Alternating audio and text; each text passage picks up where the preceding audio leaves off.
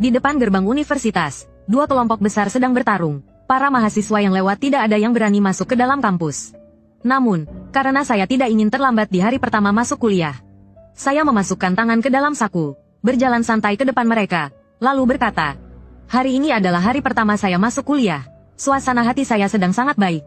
Sebaiknya kalian jangan merusak mood saya." Kemunculan saya membuat para mahasiswa di sekitar menertawakan saya, mengira saya cari masalah. Namun, siapa sangka, begitu saya selesai bicara, dua kelompok tersebut langsung kabur seperti dikejar hantu. Pemandangan ini tidak hanya membuat para mahasiswa yang mengejek saya tertegun, bahkan bunga kampus juga terlihat terpaku di samping. Saat itu, terlihat di kedua sisi gerbang kampus, ratusan orang dari dunia hitam memegang pisau, tongkat, dan rokok di tangan mereka. Dua kelompok tersebut hanya terpisah jarak kurang dari 3 meter, saling menatap dengan penuh amarah.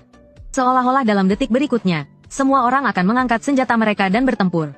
Tampaknya pertarungan besar hampir tidak terhindarkan. Senjata di tangan sudah siap untuk pertarungan. Namun saat ini bertepatan dengan waktu masuk siang di sekolah. Semua siswa memilih untuk menjauh dan menghindar dari pemandangan ini. Walaupun bel pelajaran pertama sekolah akan segera berbunyi, tidak ada satu orang pun yang berani masuk ke sekolah.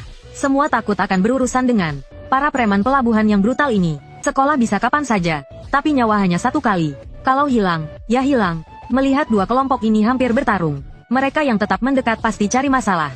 Di kerumunan tidak jauh dari gerbang sekolah, ada seorang gadis muda yang terlihat cemas dan menghentak-hentakkan kakinya. "Yuking, kapan polisi dari 6 pintu akan datang? Aku sudah melapor sejak tadi." Gadis lain yang mendengar itu juga tampak khawatir, melirik ke arah gerbang sekolah sambil menggigit bibirnya, berkata, "Belum jelas. Sepertinya mereka sedang dalam perjalanan. Tapi jarak 6 pintu ke Universitas Pelabuhan cukup jauh. Perkiraan polisi, paling cepat butuh 15 menit untuk sampai ke sini." Saat itu, mungkin gerbang sekolah sudah penuh dengan darah. Gadis itu bukan siapa-siapa selain Ketua OSIS Universitas Pelabuhan yang terkenal dengan julukan, dan gadis cantik di sampingnya adalah sahabat baiknya, Sen Jialin. Keduanya sebelumnya memanfaatkan waktu istirahat siang yang singkat untuk makan 2 mangkuk malatang di jalan makanan ringan dekat sekolah. Namun, saat hendak kembali ke sekolah untuk mengikuti pelajaran, mereka melihat pemandangan ini. Tidak ada seorang pun yang berani masuk, termasuk mereka. Mereka memilih berdiri jauh seperti para siswa lainnya, dibandingkan dengan Sen Jialin, sebagai ketua OSIS Universitas Pelabuhan.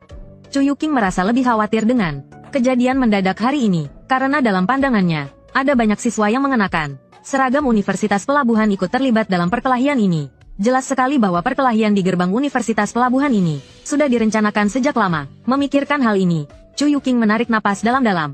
"Tidak bisa, Jialin, aku harus melihat ke sana. Aku tidak bisa membiarkan mereka bertarung begitu saja." Selesai mengatakan itu, dia segera melangkah menuju gerbang sekolah.